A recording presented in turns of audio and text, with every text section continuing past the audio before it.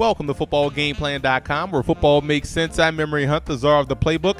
Bring you our NFL Week 14 wraparound video. And the reason why we're giving you this wraparound video, in which we'll take you throughout every last NFL game that's on the Week 4 slate, giving you my preview and analysis and prediction, as opposed to our individual game videos, is due to the fact that the czar of the playbook has been called to jury duty all week, so I wasn't able to get individual videos out. So I wanted to do this wraparound video so I can get those out to you guys. And as always, want to thank every last one of the fan forums for always showing football game plan support. I really appreciate you guys' support and help throughout the whole football game plan process. But let's get this video kicked off by going down to Pittsburgh and seeing how the Chargers match up versus the Steelers.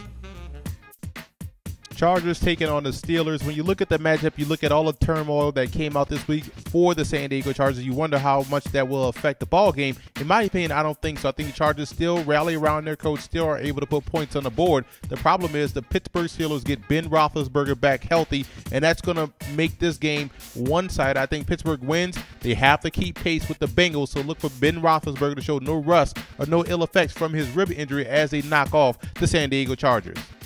Next up, we have the Titans versus the Colts. If the Titans are going to keep their flickering playoff hopes alive, they're 4-8. They're going to have to knock off Indianapolis, who's playing some good football right now, and I don't think it's going to happen. I like the Colts in this ball game. When you look at what they do well, they spread the field. They put a lot of pressure on opposing defenses. Andrew Luck's mobility is the key factor in this game, and I think that's how they keep plays alive. He has to cut down on the interceptions. He has to cut down on the mistakes. But right now, I think the Colts are just too strong offensively to have a slip-up versus the Tennessee Titans. Next, we have the Jets taking on Jacksonville. Interesting matchup right here. The Jets defense will keep them in this ball game, and if they can just manufacture 17 to 24 points, I think they can knock off the Jaguars, but I think Jacksonville wins. I like the passing game of Jacksonville now with Chad Henne. It opens things up. They're able to get that balance going. I think right now, if they go to 3 wide receiver sets, 3-4 wide receiver sets, they stretch out their Jets defense, and the Jets don't have enough healthy, capable corners to match up. I think the Jags win this one by throwing the football. Big battle in the NFC North between the Bears and the Vikings, and the Bears can't catch a break with all of the injuries they've had this season. They do have enough balance on offense, and they still have enough playmakers defensively to be effective, and I think that's how they'll win this game. For the Vikings, you look at Adrian Peterson, Superman effort each and every week, 200 yards last week. He's going to probably need 400 this week to help overcompensate for the ineffective passing game. So look for the Bears to win this one, but look for Adrian Peterson to have a field day versus that Bears defense. Falcons taking on the Panthers. First meeting, the Falcons did just enough to win that game, driving the length of the field to score the winning points. This week, they go to Carolina against a team that's gotten better over the last couple of weeks. I actually like the Panthers to finish the drill this time versus Atlanta. Cam Newton is being a better protectant of the football. I think the running game is on fire right now, so look for this to be a close game in the NFC South that could determine whether or not the Falcons stay with the best record in the NFC. Philadelphia taking on Tampa Bay, and Nick Foles showed improvement versus Dallas, and that's a good sign. And also, you got to be impressed with Bryce Brown. But when you look at Tampa, you look at a team that does a lot of things well offensively. They can run the ball. They can spread you out. They play tough physical defense, and I think Greg Schiano will have some things dialed up for Nick Foles. They just have to make sure they make it one-dimensional, so it all starts with these guys stopping Bryce Brown in that rushing attack, making a Nick Foles versus Josh Freeman ball game, and I think they can do that this week versus the Eagles. St. Louis traveling to Buffalo to take on the Bills, and when you look at what the Rams do well, they love to get in your face on the edges with the secondary, and that's how they're going to have to match up versus the Bills to take away the short passing game. The question is, can they get the passing game going with Sam Bradford? And look, when you look at the Bills, you look at what they do well, running the football with C.J. Spiller and Fred Jackson. I love the way they put both guys in the backfield at the same time. The problem I have for the Bills is the inconsistent passing game, and I look for the Rams to win this one on the road.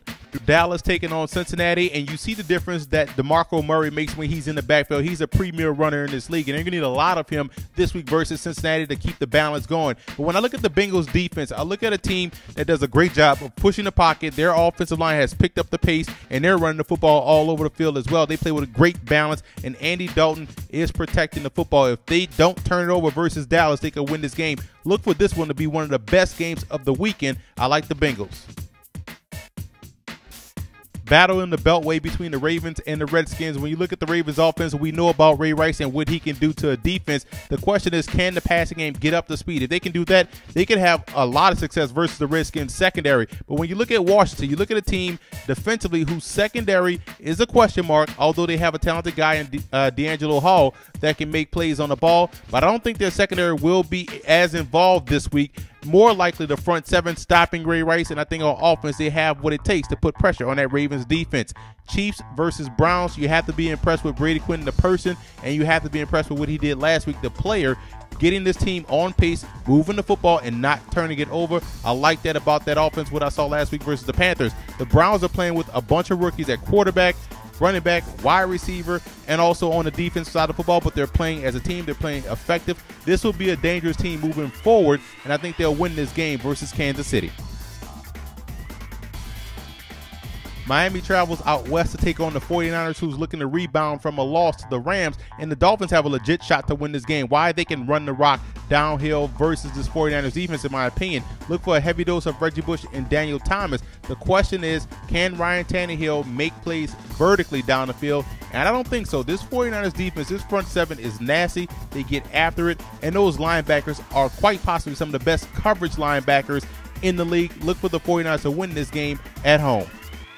Big battle in the NFC between the Saints and the Giants. The Saints have historically, in the last couple of years at least, have owned the Giants with their passing game. This is a different Saints passing game. No Robert Meacham, so they don't really have that deep threat downfield. So I look for the Giants to win this game. When I look at the Giants offense, they are what the Saints used to look like, spreading the field, wide receivers that can hurt you at every level, in a dangerous tight end at Martellus Bennett. I think those offensive weapons will be too much for that Saints defense to handle.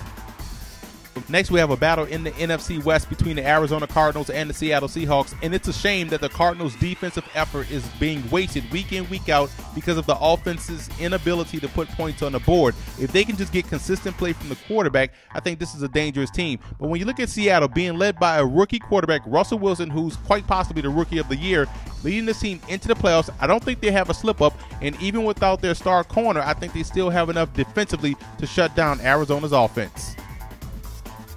Lions taking on the Packers. If Detroit wants to get back into the thick of the playoff race, they're going to have to win this game. They're going to have to do it on the ground. They can run the football versus Green Bay if they decide to stick with it. But I like the Packers in this game. What's going to happen? Calvin Johnson is the #1 threat for this offense. And without Titus Young, without Ryan Broyles, now you can roll coverage to Calvin Johnson and force these guys to make plays with their tight ends. I think Morgan Burnett will be a huge factor in this game. Look for the Packers to knock off the Lions out there in Green Bay.